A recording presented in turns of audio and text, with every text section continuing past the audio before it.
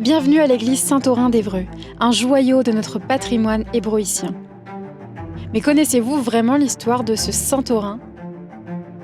Sa légende circule à travers les siècles et n'en finit pas d'étonner et de ravir tous ceux qui la découvrent. Si comme toute légende, elle reste mystérieuse et non prouvée, on vous propose de vous laisser séduire par les périples extraordinaires de ce saint et par le précieux édifice qui porte son nom. Entrez dans l'histoire de cette église emblématique de notre ville.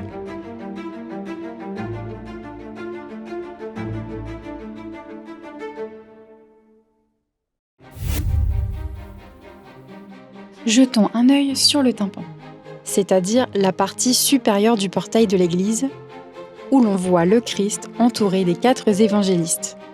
Au-dessus étaient retracés des épisodes légendaires de la vie de Saint-Orin. Mais les révolutionnaires ont coupé la tête du Christ et des 4 évangélistes. Et la légende du premier évêque d'Évreux fut effacée. Maintenant, entrons ensemble dans l'église. Le regard est attiré par la luminosité et la finesse du chœur, contrastant avec la robustesse de la nef. En y regardant de plus près, on remarque que le chœur est de style gothique et que la nef représente un curieux mélange du roman du XIIe siècle et du gothique du XVe siècle. L'église Saint-Orin est un bâtiment dissymétrique, très peu homogène car il a été fréquemment remanié au cours des siècles. Dirigeons-nous à présent vers les vitraux du chœur qui datent du XVe siècle. Vous pouvez y voir tous les événements qui ont fait la légende de Saint-Orin. L'annonce de sa naissance, son baptême par le pape Clément, son arrivée à Évreux, son sacre comme évêque, sa lutte contre Satan, ses nombreux miracles, son martyre, l'annonce de sa mort et la découverte de son tombeau par saint Lodolphe. Selon la légende, c'est vers l'an 380 que Saint-Orin fut envoyé à Évreux pour prêcher la bonne parole et convertir la population à la nouvelle religion chrétienne. Arrivé aux portes d'Évreux, Thorin a dû affronter le malin, qui pour l'occasion avait pris la forme d'un ours, d'un lion et d'un buffle, symbole de luxure, d'orgueil et d'avarice. Mais Thorin, animé d'une foi fervente, triompha des 3 vices et entra triomphalement dans la cité gallo-romaine. Une autre légende, tout aussi fleurie, raconte que le diable a tout fait pour empêcher Thorin de bâtir une église à l'emplacement d'un ancien temple païen. Une bagarre aurait même éclaté entre le malin et notre évêque d'Évreux, d'ordinaire si sage. Saint-Orin, agacé, aurait vivement secoué le diable, allant jusqu'à lui arracher une corne. Le vaincu poussa un hurlement effroyable de rage et de douleur. Mais la légende raconte que jusqu'à la Révolution, on pouvait toujours voir cette corne à l'abbaye de Saint-Orin. Et quiconque s'approchait de la corne pouvait entendre la voix du diable qui disait, encore d'une voix suppliante, « Thorin, Thorin, rends-moi ma corne !»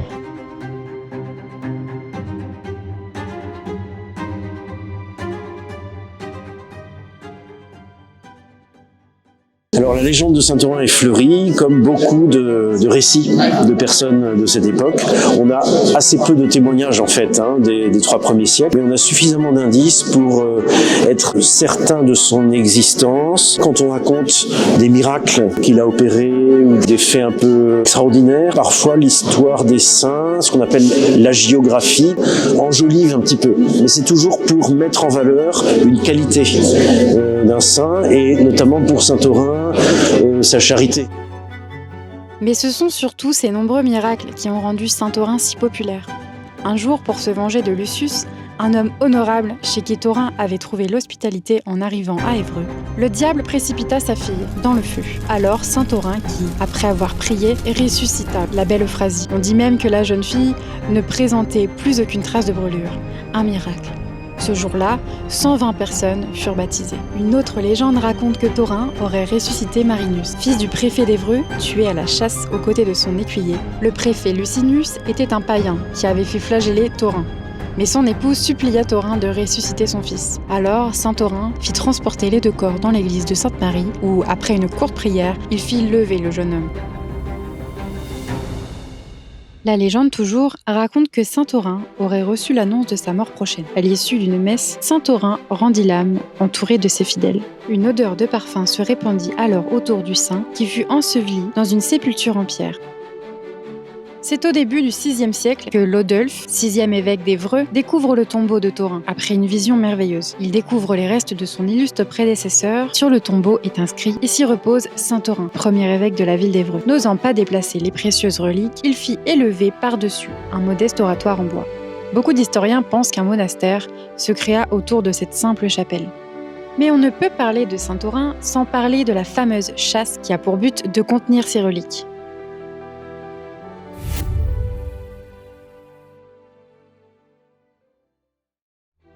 Alors une châsse, c'est une forme de reliquaire de grande dimension.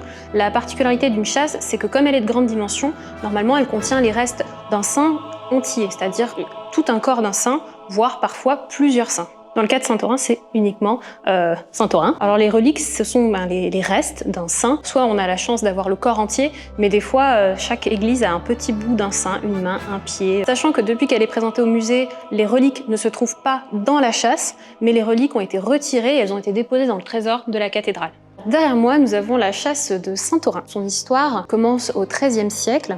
Elle aurait été commandée en 1247 par l'abbé Gilbert, qui venait d'être nommé abbé de saint Thorin, et elle aurait été finie d'être réalisée en 1255, au moment où l'évêque Jean II de la cour d'Aubergenville va déposer les reliques de saint Thorin. Par la suite, elle va avoir une histoire encore un peu mouvementée, puisqu'en fait, elle va être volée en 1564.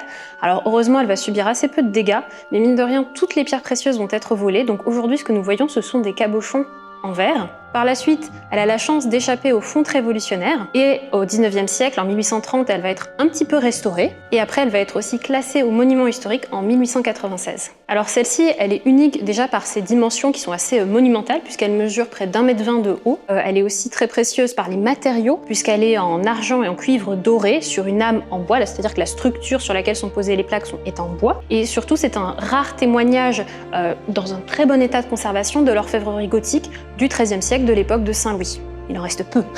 Et à nouveau, surtout de cette dimension-là. Alors la châsse, elle est au musée depuis 2015, puisqu'en fait, elle a été déplacée en 2015 pour 2 expositions. Une exposition à Rouen et pour une exposition à Paris dédiée à Saint-Louis, une très grosse exposition. Et à la fin de ces expositions, il a été décidé que la châsse intègre provisoirement les collections du musée, le temps que les travaux soient menés à Saint-Thorin, et elle réintégrera à l'issue des travaux l'église de Saint-Thorin. La châsse en elle-même, elle a une forme un petit peu particulière, comme vous pouvez le voir, puisqu'elle a la forme d'une église, avec d'ailleurs tout le vocabulaire de l'architecture gothique de cette époque. On a ce côté très hérissé, avec des pignons, des arcs trilobés, et on peut voir, vous voyez, différentes figures, différentes statuettes. Alors ces différents saints, bien sûr, il y a Saint-Thorin, il y a aussi Saint-Louis, il y a le Christ, il y a la Vierge, et on a aussi différents bas-reliefs tout au long de la châsse qui racontent tout simplement la vie de Saint-Thorin. Donc c'est vraiment aussi, voilà, un exemplaire unique et très précieux de l'orfèvrerie gothique. Unique puisque justement on conserve très peu de reliquaires dans cet état-là à nouveau de conservation de cette époque-là, et c'est aussi toute cette préciosité, je dirais vraiment toute la finesse aussi dans la réalisation, dans l'exécution de cette châsse. On pense d'ailleurs qu'elle a été réalisée peut-être par des orfèvres parisiens et qui devaient peut-être même travailler pour la cour de l'époque. Mais c'est aux alentours du Xe siècle qu'une abbaye fut construite sur l'emplacement de la sépulture de saint Thorin. La fondation de l'abbaye est attribuée à Richard Ier, duc de Normandie, dit Richard Cœur de Lion. Il donna à l'abbaye des terres, des hymnes, des moulins et des droits sur de nombreuses églises. De l'édifice roman commandé par Richard Cœur de Lion, il ne reste aujourd'hui que quelques vestiges, dont la chapelle Saint-Benoît qui fait office de sacristie. Au cours des siècles, l'histoire n'a pas épargné l'église de Saint-Thorin. La guerre de Cent Ans et l'incendie de 1195 ont détruit des parties entières du bâtiment. La plus grande partie de l'abbatiale fut ruinée, en partie le chœur. L'église a dû être en grande partie reconstruite.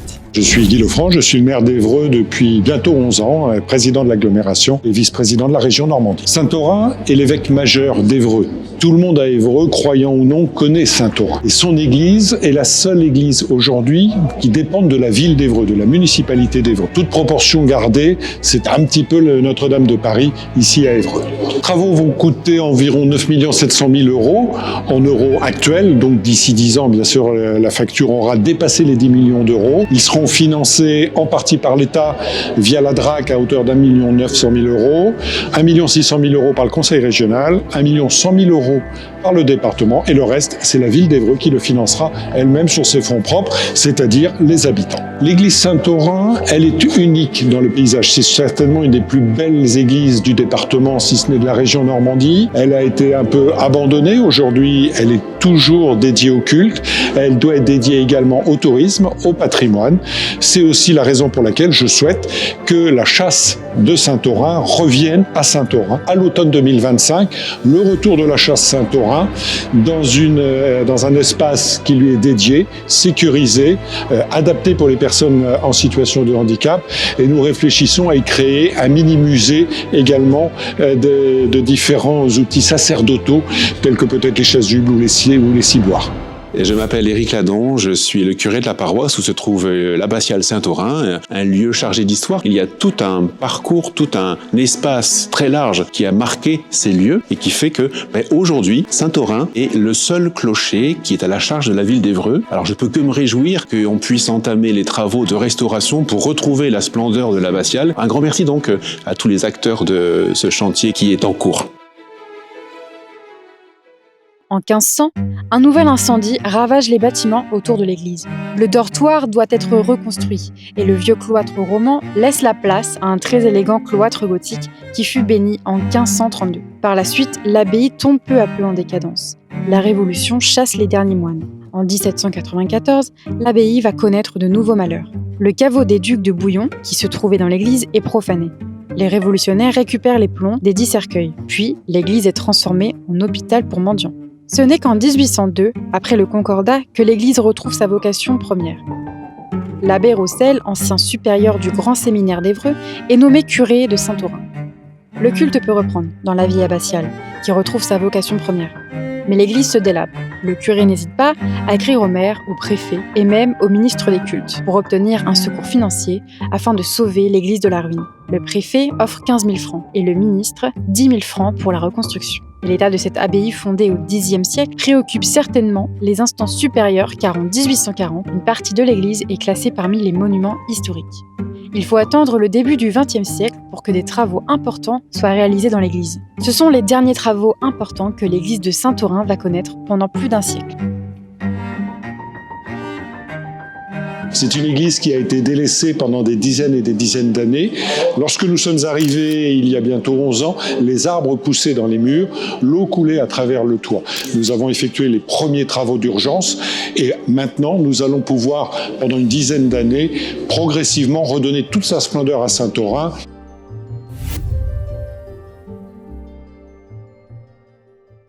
L'église de Saint-Orin, telle que vous la voyez aujourd'hui, est loin d'être un bâtiment homogène.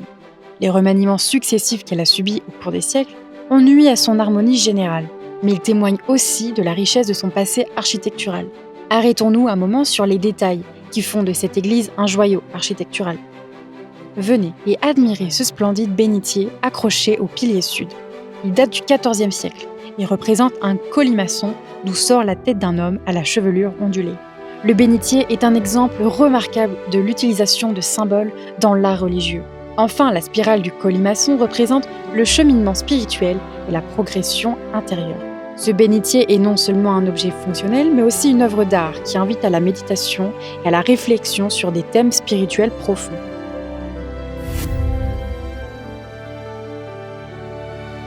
Dirigeons-nous maintenant vers les fonds baptismaux, utilisés principalement pour les baptêmes. Admirez les très beaux motifs de la Renaissance sur la cuve baptismale. À l'origine, l'abbatiale, exclusivement réservée aux moines, ne comportait pas de fonds baptismaux. Les derniers proviennent de l'église paroissiale Saint-Gilles, détruite en 1821, qui se trouvait sur la place, à quelques mètres de l'abbaye. Prenons un peu de recul pour admirer l'orgue. Un instrument remarquable, il a été construit en 1842 par Louis Calinet, en collaboration avec André-Marie Daublaine. L'église Saint-Orin d'Évreux n'est pas seulement un édifice religieux, mais un véritable témoin de l'histoire et de la culture hébroïcienne. De ses origines en tant qu'église dédiée au premier évêque d'Évreux, à ses transformations au fil des siècles, elle incarne la résilience et l'importance de préserver son patrimoine local. Aujourd'hui, alors qu'elle retrouve sa vocation première, elle continue de jouer un rôle central dans la vie des habitants. Classée monument historique depuis 1840, l'église abrite des trésors, dont la célèbre châsse de Saint-Orin. Ce reliquaire d'une valeur inestimable est au cœur des projets de valorisation de la ville, qui envisagent de créer un espace muséal dédié. Cependant, les ravages du temps menacent ce joyau architectural, rendant nécessaire des travaux de restauration sur une décennie. Anthony Roger, je suis chef du service architecture à la ville et à l'agglo d'Évreux, chargé des grands travaux de restauration ou de construction de bâtiments. On va travailler sur 7 phases de travaux en faisant le tour de l'église. On commence d'abord par l'absidiole sud pour réhabiliter la toiture qui va très très mal. Et tous les 1 an et demi, on fait tourner l'échafaudage en faisant tout le tour du bâtiment. Et on termine par la restauration du clocher. C'est 7 phases en tout, et ces phases-là, faisant 1 an et demi, ça nous fait 9 à 10 ans de travaux. Et il y a des travaux à l'intérieur qui vont être faits dans la première phase. Donc cette année, en 2025, on va restaurer la chapelle nord, dite chapelle de la chasse de Saint-Orin, pour pouvoir y réinstaller avant la fin de l'année prochaine le reliquaire, donc la chasse de Saint-Orin, qui est pour l'instant remisée au musée. Ça consiste à faire une restauration des pierres, des vitraux dans la petite chapelle qui est sur le côté, la remettre au niveau accessibilité, que ça soit ouvert au public. Mais on voulait tout de suite remettre la chasse parce que c'était l'objectif aussi de ces travaux. Vous allez voir un échafaudage sortir de terre, des échafaudages très particuliers avec des systèmes de parapluie. Quand on enlève la couverture, parce que toutes les couvertures sont à remplacer, on l'enlève entièrement, on refait les charpentes à ciel ouvert, tout en évitant que la pluie rentre à l'intérieur. On est obligé de faire des échafaudages vraiment sur mesure. Donc c'est les métiers des monuments historiques. Le tailleur de pierre, lui, il fait des remplacements des greffes de certaines pierres, des nettoyages complets de toutes les pierres. Ensuite, on a les restaurations des sculptures en bois et en pierre, qui va les restaurer sur place ou en atelier. Un lot couverture, évidemment, j'en ai parlé tout à l'heure. Un lot charpente et on a un lot vitrine. Pour la chasse de Saint-Orin, c'est une vitrine un peu particulière, auquel il va y avoir un système de gestion de l'humidité et de la température pour que la conservation soit assurée, parce que c'est un objet monument historique aussi, la chasse de Saint-Orin, inestimable d'ailleurs. On a aussi un lot électricité et un lot sécurité incendie, puisque depuis Notre-Dame de Paris, on est obligé de mettre de la détection incendie vraiment très élaborée dans tous les plénums, dans tous les combles des églises de France. Ce projet ambitieux, soutenu par des acteurs économiques locaux et nationaux, ainsi que par la Fondation du patrimoine, appelle à la générosité de tous. Vos dons peuvent faire la différence pour préserver ce patrimoine exceptionnel. N'hésitez pas à soutenir ce projet en aimant cette vidéo et en commentant, ainsi qu'en vous abonnant à notre chaîne YouTube pour découvrir plus de contenus passionnants sur notre belle ville d'Évreux.